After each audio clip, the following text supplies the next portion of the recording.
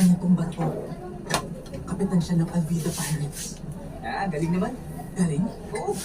Kasi pirata rin ako.